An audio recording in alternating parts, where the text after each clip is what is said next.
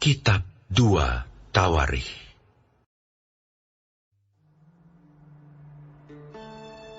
Manasye berumur 12 tahun pada waktu ia menjadi raja, dan 55 tahun lamanya ia memerintah di Yerusalem.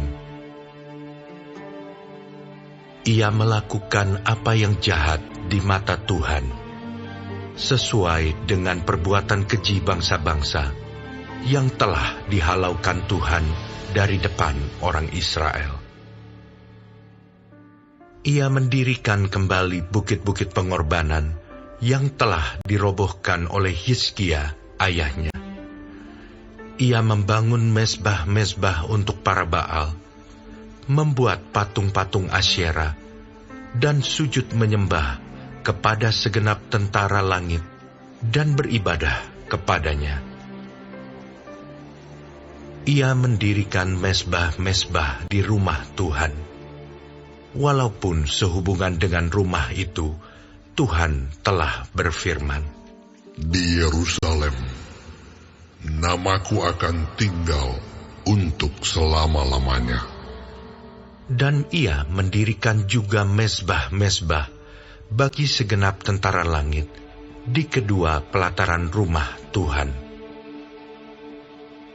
Bahkan ia mempersembahkan anak-anaknya sebagai korban dalam api di Lebak Ben Hinnom. Ia melakukan ramal, telaah, dan sihir, dan menghubungi para pemanggil arwah dan para pemanggil roh peramal. Ia melakukan banyak yang jahat di mata Tuhan, sehingga ia menimbulkan sakit hatinya. Ia menaruh juga patung berhala yang telah dibuatnya dalam rumah Allah, walaupun Allah telah berfirman kepada Daud dan kepada Salomo anaknya, "Dalam rumah ini dan di Yerusalem, yang telah kupilih dari antara segala suku Israel, aku akan menaruh namaku untuk selama-lamanya.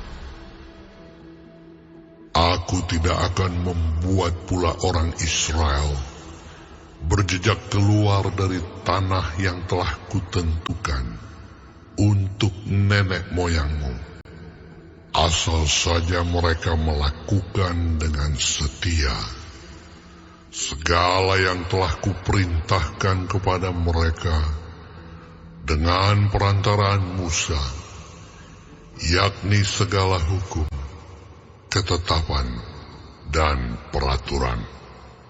Tetapi Manasye menyesatkan Yehuda dan penduduk Yerusalem, sehingga mereka melakukan yang jahat lebih daripada bangsa-bangsa yang telah dipunahkan Tuhan dari depan orang Israel.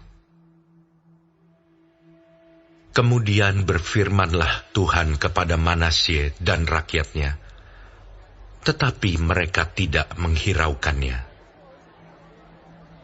Oleh sebab itu, Tuhan mendatangkan kepada mereka panglima-panglima tentara Raja Asyur yang menangkap Manasye dengan kaitan, membelenggunya dengan rantai tembaga, dan membawanya ke Babel.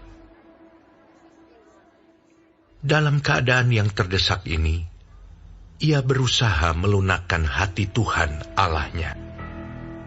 Ia sangat merendahkan diri di hadapan Allah nenek moyangnya dan berdoa kepadanya.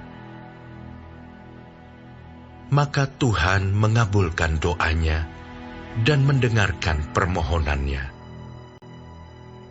Ia membawanya kembali ke Yerusalem dan memulihkan kedudukannya sebagai raja. Dan Manasye mengakui bahwa Tuhan itu Allah. Kemudian ia mendirikan tembok luar pada kota Daud, di sebelah barat Gihon, di lembah, sampai dekat pintu gerbang ikan, mengelilingi Ofel. Tembok itu dibuatnya sangat tinggi. Ia menempatkan juga panglima-panglima perang di tiap kota kubu di Yehuda. Ia menjauhkan allah-allah asing dan berhala dari rumah Tuhan, juga segala mezbah yang didirikannya di atas gunung rumah Tuhan dan di Yerusalem, dan membuangnya keluar kota. Ia menegakkan kembali mezbah Tuhan, mempersembahkan korban keselamatan dan korban syukur di atasnya, menyerukan kepada Yehuda untuk beribadah kepada Tuhan Allah Israel.